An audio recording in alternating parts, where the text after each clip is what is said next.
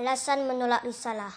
Hai Nuh, kami tidak melihat kamu memiliki keistimewaan. Kamu hanya seorang manusia biasa seperti kami. Sanggah salah seorang pemuka kaum yang durhaka kepada Allah ini. Demikian di antara sikap penolakan mereka terhadap dakwah yang disampaikan Nabi Nuh alaihi salam. Hal ini tidaklah diingkari karena beliau memang manusia biasa, bukan dari golongan malaikat.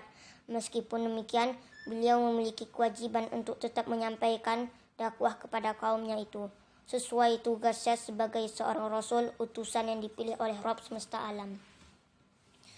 Untuk meluruskan prasangka kaumnya, beliau pun menjelaskan bahwa Allah senantiasa mengutus salah seorang yang berasal dari kalangan mereka sendiri, lalu menyeru kaumnya agar beriman kepada Allah dan memberi ancaman bagi siapa saja yang berbuat syirik dan bermaksiat kepadanya.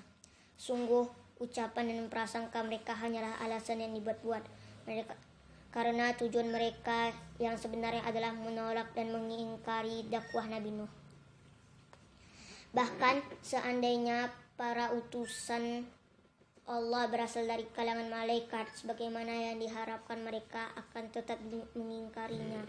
Hal ini digambarkan di dalam surat Al-An'am ayat ke-9 yang artinya, dan sekiranya Rasul itu kami jadikan dari malaikat, pastilah kami jadikan dia berwujud laki-laki, dan dengan demikian pasti kami akan menjadikan mereka tetap ragu sebagaimana kini mereka ragu. Demikianlah sikap orang-orang kafir. Mereka selalu mengarang alasan untuk mengingkari dakwah para nabi utusan Allah.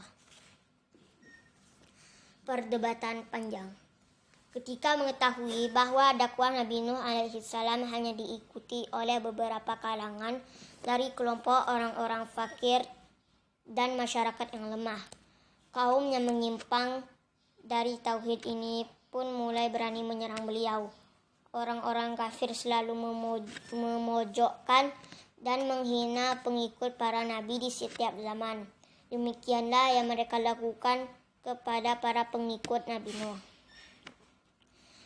Perlakuan yang sama terjadi pada zaman Nabi Muhammad Shallallahu Alaihi Wasallam, yaitu orang-orang kafir Quraisy menghina bahkan menyerang orang-orang beriman. Hai Nuh, kami tidak melihat orang-orang yang mengikutimu yang mereka percaya pada ucapanmu, melainkan termasuk orang yang hina-dina di antara kami. Mereka bodoh karena lekas percaya, sergah mereka di hadapan khalayak ramai. Ya, betul itu. Kalian semua memang bodoh, timpal seseorang dari mereka. Lalu teman-temannya ikut menertawakan. Hanya orang-orang yang miskin dan lemah yang termakan oleh bujuk rayu orang ini. Maka janganlah kalian sampai tersihir dengan ucapannya yang fasih, kata seorang sambil menunjuk sang nabi. Yang lain menyahut, lagi pula kelebihan apa yang kamu miliki atas kami? Tidak ada. Karenanya kami yakin bahwa kamu seorang pendusta lagi pandai bicara. Ejekan mereka kepada Nuh dan para pengikutnya tidak pernah surut. Bahkan kian hari kian menjadi. Umumnya ejekan mereka tidak beliau ladeni, tetapi sesekali dijawab sesuai petunjuk wahyu. Hingga suatu hari terjadilah perdebatan antara Nuh dan para pemimpin kaumnya. Mereka mendebat beliau dengan penuh kemarahan, sementara beliau tetap tenang dan selalu ingat kepada Allah. Pada akhirnya mereka selalu kalah dalam perdebatan karena ucapan mereka hanya berdasarkan kebohongan dan kebodohan. Hingga akhirnya pemimpin kafir itu mengajukan satu tawaran kepada beliau, meski sebenarnya tawaran itu dimaksudkan untuk mengejek dan merendahkan beliau. Dengarkanlah hai Nuh, sergah mereka dengan sombong. Jika kamu menginginkan kami beriman kepadamu, usirlah dahulu orang-orang yang lemah dan fakir yang telah beriman kepadamu. Kami adalah para pemimpin kaum dan kami adalah orang-orang kaya. Tentunya kami tidak mau berkumpul bersama-sama mereka di tempat yang sama, dan tantang mereka sambil menyeringai. Nuh alaihi salam senantiasa bersabar dalam menghadapi tingkah laku mereka. khususnya perkataan mereka yang bernada sinis dan keji. Seburuk apapun, beliau tetap menyimak kata-kata yang keluar dari mulut mereka hingga paham betul maksudnya. Hingga beliau memahami bahwa semua alasan maupun syarat keimanan yang diajukan itu hanya muslihat guna menentang dakwahnya. Karena itulah dengan tegas beliau menolak tawaran tersebut. Meski demikian, penolakan tersebut beliau sampaikan secara baik dan dengan sopan santun. Sempitnya hidup akibat perlawanan dan kedurhakaan kaumnya tidak lantas membuat beliau kecewa, apalagi berputus asa.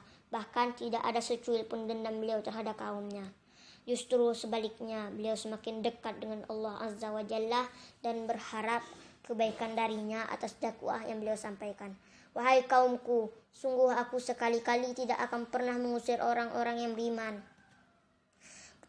Ketahuilah, mereka benar-benar akan bertemu dengan Rabb-nya dalam kondisi bahagia. Hanya saja aku memandang kalian sebagai suatu kaum yang tidak mengerti. Maka ikutilah aku. Niscaya kalian merasa ketenangan jiwa yang tidak ada kaitannya sama sekali dengan kedudukan tinggi atau melimpahnya harta benda. Demikianlah jawaban Nabi Nuh terhadap tawaran kaumnya. Setiap penolakan dan tipu muslihat yang disampaikan kaumnya senantiasa dijawab dengan tegas dan bijaksana. Seperti itulah cara beliau dalam membela kebenaran. Kesetiaan karena iman. Wahai kaumku, lanjut Nabi Nuh alaihi salam, siapakah yang akan menolongku, yang bisa menjamin keselamatanku dari azab Allah jika aku mengusir mereka? Semua yang hadir pun terdiam, terpaku mendengar ketegasan sikap beliau yang tidak mau meninggalkan orang-orang beriman yang lemah dalam pandangan orang-orang kafir. Sesungguhnya Allah menuntun beliau dalam setiap ucapan maupun perbuatan, sehingga orang-orang menjadi seakan tersihir setiap kali beliau memperlihatkan kebijaksanaan dakwahnya. Tidakkah kalian mengambil pelajaran dari apa yang kusampaikan selama ini? Bukankah semua keraguan kalian sudah terjawab? Tanya beliau kepada kaumnya. Walaupun diam 1000 bahasa, mereka tetap pada pendirian sebelumnya, setia pada kebiasaan menyembah berhala, menyekutukan yang maha kuasa, padahal yang mereka yakini itu tidak berdasar. Kejahilan dan hawa nafsu jelas telah mendominasi sehingga mereka menolak dakwah Nabi Nuh. Bahkan usai dialog ilmiah ini, penolakan yang ditunjukkan oleh mereka lebih keras lagi. Dikisahkan bahwa saat sedang bersujud, Nabi Muhammad didekati anak kecil.